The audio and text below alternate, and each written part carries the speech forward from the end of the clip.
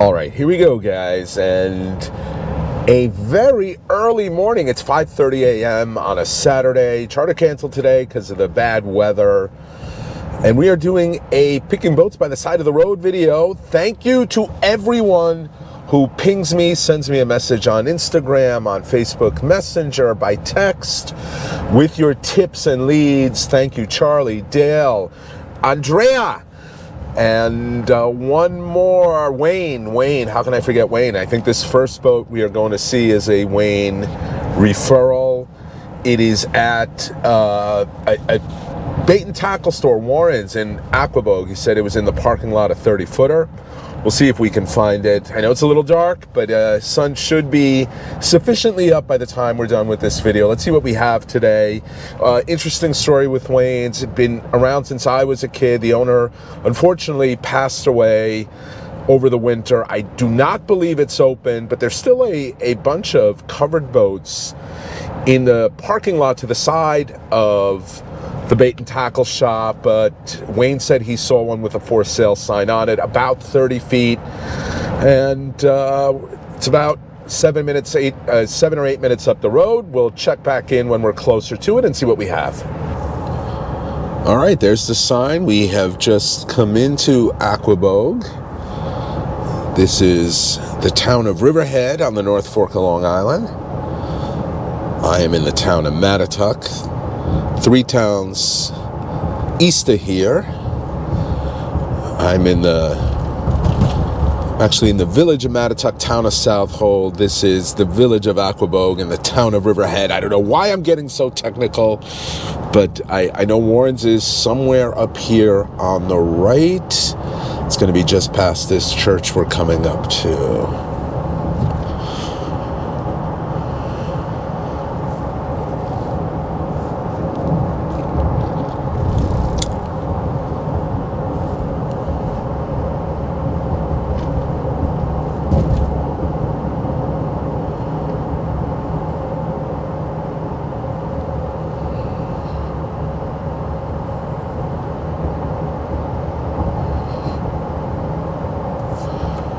I believe it's right here.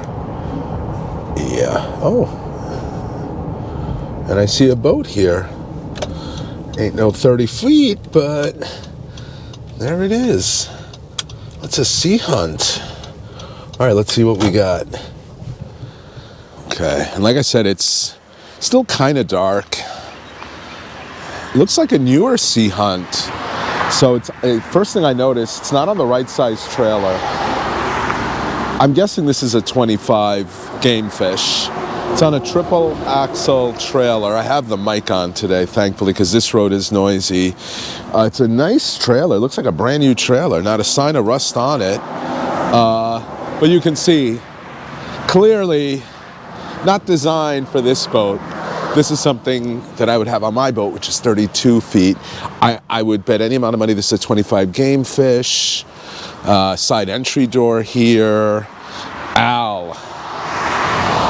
2022 646-430-0048. Not a lot of details, but it looks really clean. And this should be a Yamaha F300. It is 4.2 liter. It's got a stainless steel Yamaha prop on it, integrated trim tabs. Looks like it's got underwater lights. That's nice. Euro transom. This is probably a boarding ladder, I would guess. Of course. Yeah. Okay.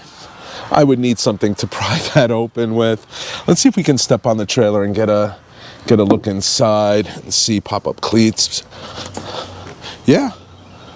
Oh, you know what? Yeah. No. This I'm still guessing this is the game fish, but they do make a bay model too. This is actually the bay model. They make a bigger bay model. I don't think this is the 23. No, it's the Ultra 255. Interesting. So we'll look up the specs on this. But very interesting. This is not the offshore model. This is technically their bay model. You see a mezzanine seat right there. See the rear casting platform. That's what clued me in that it wasn't a that it wasn't the Game Fish, which is the offshore model. You would have more fishing room back here, but you can seat people here and cast off the back. I mentioned the side entry door. There's a Garmin up there, flip up bolster seats here, and let's see if we can move to the front. Extend the camera a little. Let's see if we can stand back up here. For a bay boat, it's pretty high up. Yeah, and this is the configuration that I'm not a fan of for where I fish, but if I were in Florida, this would be a really nice setup. You have a forward casting platform. You have storage under there too. She should scoot with a 300, even though it's a relatively big boat, 25.5 footer. I believe the dead rise is not quite as aggressive as the Game Fish model. I really like this, the full glass windshield, same in the front, and you have that actuator that opens the top to let some air in. Nice fiberglass hard top. Same color as the outside of the boat, this baby blue. I'm sure there's a technical name for it. No price on this. Maybe I'll text Al and get a price and see if the trailer is included too. But yeah, this is an interesting find. Don't see a lot of these bay boats up here in the Northeast. They are getting a little more popular, but this is certainly more of a Florida boat. And yeah, you can see the dead rise, to me, doesn't look quite as aggressive as a deep V center console would be. Not bad still, and it looks pretty well optioned. Okay. There's the number again if anyone's interested. And we will run and check out the next boat. All right, and we're passing this old railroad bridge here in Montauk. Second boat. Thank you, Charles, King Charles, a past subscriber contest winner, local. It's going to be right up here at the next light, right ahead of us, outside a pool company. And I actually passed it on the way out. I hadn't noticed it before, so I'm presuming it was just put out there in the last few days. Upon first glance, I think it's a Pursuit, but we'll see. It looks like a 20-ish center console fishing boat, slightly older. Probably going to be a lot cheaper than, even though we don't know the price of that Sea Hunt. It's right up here. There it is on the right. Big for sale sign on it. Right here outside Tony Fusion Asian restaurant. It is a Pursuit. It's got a 2-stroke Yamaha on it. And yeah, 20-ish, maybe 18 to 19, 20, around there. Let's see what we have. All right. Coming up on the Pursuit now. Let's see if there's any signs on it. 12,500, inquire within. Okay, looks like it's clean. Rub rail is still in really good shape. Older bottom paint on it. Looks like it was trailer. There's a single axle trailer, a Venture trailer from Riverhead Trailers. Looks like it's in really good shape. Roller trailer, not a bunk trailer. We talked about that before, how popular those are here. Nice open area in the bow. It's got a little Raymarine fish finder. It's a 115 Yamaha. This is definitely a 2-stroke. It's definitely a Pursuit. Let's see if we can get a year on it by checking the HIN. The beauty of these old 2-strokes, especially these smaller ones, aluminum prop on it. It spins freely. That's good. It's not locked up, although it could be in gear, but if it's locked up, that won't turn. 4-cylinder. The good thing about these is, even if something goes wrong, they're generally a lot easier to fix than the complicated 4-strokes. I like that. I just noticed that. Let's get a closer shot of that before we look at the HIN. It's a 1950. There's the model. So 19.5 feet. That little recessed area for the fire extinguisher. You only need one fire extinguisher for a boat, I believe, under 26 feet. It is a 93. I mean, the hull is in fantastic shape. Rock solid. Transom looks looks like it's in good shape. As always, if you're going to buy one of these boats, I strongly recommend you get it inspected. Canvas T-top. If that engine runs, this is not a bad price for a little runabout boat like this. You could take this out in the ocean on a calm day, certainly have no issue in the bays and the sounds here in eastern Long Island. Little area for storage right there. You see the opening. A 93 canvas top, we said. Not a lot of rod holders. There's a couple on each side. I'm not sure if you can see it. That go under the gunnels. Just a basic leaning post here. A couple rod holders on either side in the gunnels. Nothing on top, but you could add rod holders up there if you wanted to. I really like the open bow layout. There's a cooler right there. Ton of storage there. That's probably where your life jackets would go and any fishing gear you wanted to bring. Guess you could put the catch in there too. Yeah, you'd have to figure out where you would put your catch, maybe bring a small cooler with you. But for the price, and you know, Pursuit is part of the Malibu boat lineup. So this is interesting. It's not been in the registered for a while. So 21 was the last expiration. I believe these last 3 years could be for, again, 12,500. Inquire within. It's not a horrible deal on a really clean boat with a reliable engine. I'm presuming that engine is vintage to the boat. If I had to guess, it would be a 93. All right. My buddy Andreas sent me a lead on the next boat on Old Jewel Lane. Hopefully it's still there. This is a couple weeks ago. I've been really busy with charters, so I've not had time to do one of these in a while. And of course, there's the railroad going by. I'm not sure if you hear the horn or not. But I don't know where Old Jewel Lane is. I'll pop it into the GPS and we'll take a peek and see if that boat is still there. If not, we got a couple boats east of here we're going to check out too. All right, that Old Jewel Lane, that boat must be sold, gone. Maybe they're using it today. I don't think they are. It's a little rough. But we got 2, possibly 3 more boats that I'm aware of. Well, one that I'm definitely aware of, and one that Dale sent me. So I believe the first boat would be the one that I am aware of, which is on Route 48. This is Route 25 in Montauk. We are going to be going to, it's either going to be Peconic or Southold. I think it's Peconic. It's on the highway, Route 48. It's a little whaler. Seems to be a lot of those for sale this year. Let's see what that one's about. If I had to guess, I would say it was a 15-footer. I drove by it a couple of times. So no luck on the Old Jewel Lane Stratos. We're in Love Lane right now in Montauk, about to hit Route 48. And we'll see if we can find this one, or hopefully it's still there, because I definitely saw this one with my own 2 eyes. We'll check back in a few minutes when we're closer. All right, and I do believe we're in Peconic now. We're passing the BP gas station on Route 48. This truck going really slow. Let's pass them. I think it's going to be just past this light, I think. I'm really hoping that whaler's still there. There's another inboard outboard that was right next to it earlier in the week when I went down to check something on my boat before work. Okay, I think they're up here. Am I seeing things? I am seeing things. This is not it. A little further down, I see them now.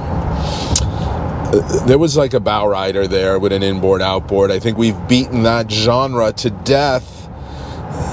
But let's see if I'm really hoping that little whaler's still there, because it was a little bigger than the 13s we've been seeing a lot of. I think it was a 15. Here it is. Looks like the bow rider's gone. The whaler's still here. That's not what I was expecting. But there we go, little Boston whaler. Let's see what we got. And nothing is going to be easy today. We're on a highway, even though it's just past 6 a.m. 90 horsepower Mercury on it. Serviced, looks like it was bought and serviced at Albertson Marine. That's a good sign. There's an external gas tank. I think this is a 15. I'd be shocked. Oh, I am wrong. It's a excuse me, it's a 170 Montauk. This is perhaps the most iconic Boston Whaler of all time. The 170 Montauk's got a nice trailer with it. Let's see what we got. It's a 2017, a 2022 Mercury, 90 horsepower, 10 hours, warranty until 2027. Trailer is a 13. There's a 2018 blue cover, bimini top, forward cooler, excellent condition. There's the number, 630-319-3395. I like how they underline the 3. They should have really, well, they underline the 630 because the area code out here in Eastern Long Island is typically 631. 34.5. New engine, foam-filled, unsinkable hull. This will cost way more than that new, and I think the theory here is you have a decent trailer and you have a brand new engine with 5 more years of warranty, 4 more years of warranty, and you're not going to get that if you're buying it new. Still,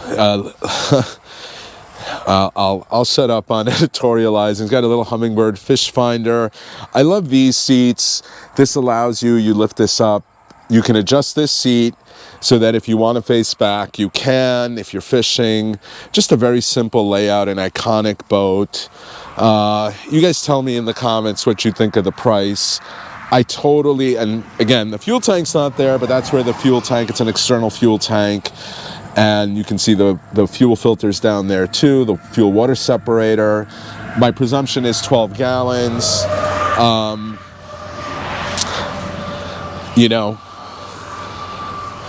no way you're getting this boat for $34,500 in 2023 brand new. With the new engine, is it worth it? You guys tell me in the comments what you think of this price. I get where the price is coming from because I'm sure that engine alone to install and rig and all that, my guess would be at least $10,000 to $12,000. My guess, don't quote me on that. So, and you're getting a very clean, nicely put together hull on an iconic boat. There's a little bit of storage here. There's the fire extinguisher there. Big storage, fish box in the front. And that's really it. There's not a lot of other amenities here. I'm looking for rod holders. I see, what is that, 4 right here in front of the console. That's all you're really going to get. Even the seat doesn't have storage. So, you know, this would be a great boat. If you follow John Skinner's channel, you know he has a 16-foot Grumman aluminum boat. This is along that same vein. If you fish alone a lot, you want to be able to single hand something, take it to any ramp to launch. You know, you're not going to really bring more than 4 rods and a net. This would be perfect. And you have the security of a small 4-stroke with a warranty till 2027. But again, you guys let me know in the comments what you think of this price. And we have one more boat to check out. It's a little east of here. That was the Dale referral. We'll go check that one out next. All right.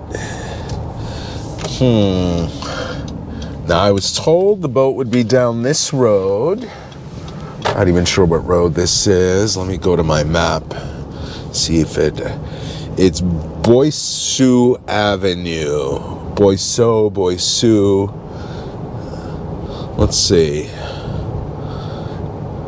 Here's Cito. This is an interesting fact. This is the original Cito in South Hole, New York. First Cito ever. Just filled with useless facts today. Let's see if we can find this boat. Now, the road does extend the other way. I presumed it was this side because Dale referenced the deli on the corner. But we can go try the other side too if it's not there.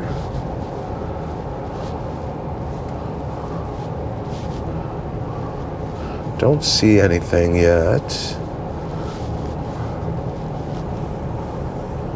Like I said, the road extends on the other side. We can always pop a quick UE. Oh, here we go. Oh boy. Somebody's home with their cars here. Oh, I hate this so early in the morning, but oh, this one is interesting. This is interesting. Let's see what we have. This is where I always feel I'm going to get shot. Coming up on somebody's house this early in the morning. So this boat registered through this year 24.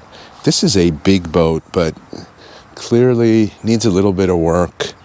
Is it a Carver? I'm trying to guess what it is. So it just says for sale. I guess you would have to inquire within.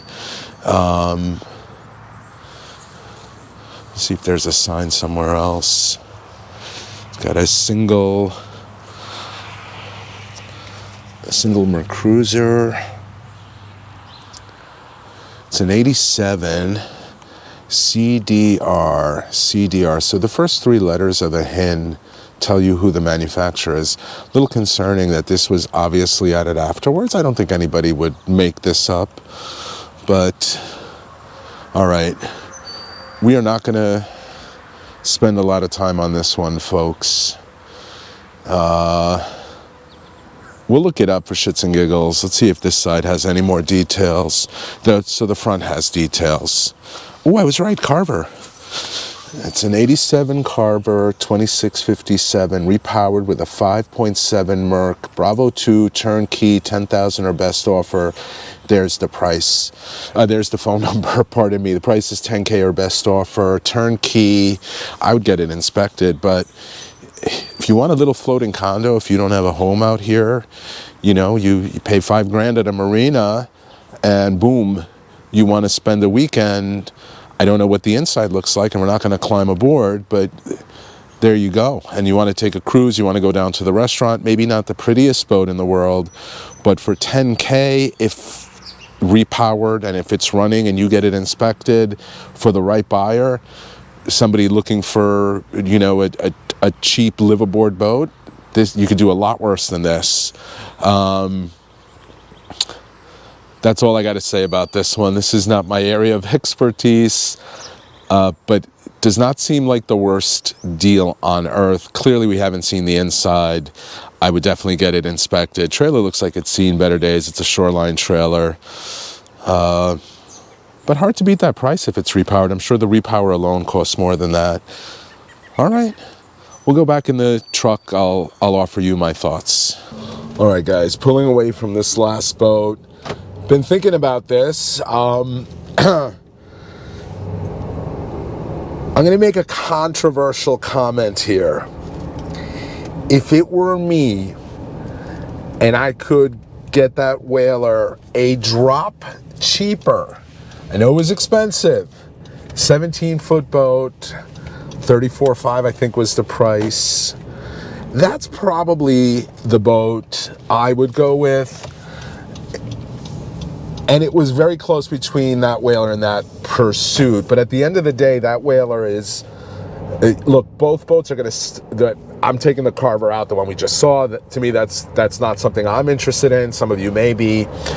That Sea Hunt was a beautiful boat, but I don't want a 25-foot bay boat up here in Eastern Long Island. That's just me. I don't even know the price of it. Hopefully the buyer does text me back. I did text them asking, you know, how much and is the trailer included.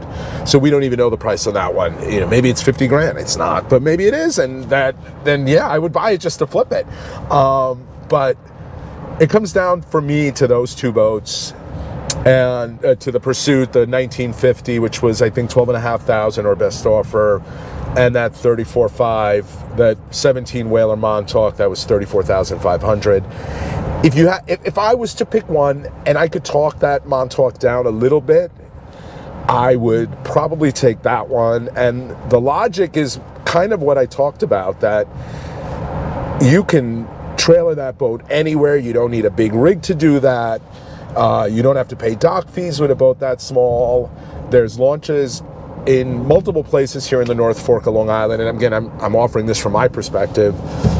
This is where I live. There's a launch ramp right here at Town Beach in Southold, actually. It's not a great one, but a small boat like that, you could probably get away with it. There's a launch ramp less than a mile from my house, a state ramp in Montauk. I could trailer it 15 miles to Southold and launch in Peconic Bay. There's 2 launch ramps here that I have access to both. And it really comes down to that engine, a brand new engine with a warranty till 2027. You would burn no gas with that boat. It'd be very fuel efficient. I presume you'd get at least 5 miles a gallon, maybe more. And I would have a great time. I could take that striper fishing. I could take it fluke fishing. I could even run it to the north side of Montauk. On a good day, I would have no issues running that into the ocean. The issue there from where I am would be the range because I'm 30 miles from the ocean here on the North Fork of Long Island where I'm located. But those are my opinions. Let me know in the comments which you would pick and why. And yeah, I know a lot of you say none for whatever reasons, but if you had a gun put to your head and you had to pick one, which would you pick and why? I hope you enjoyed this video. As always, if these videos, hit that like button. And if you're not already a subscriber and you like content like this, please consider subscribing.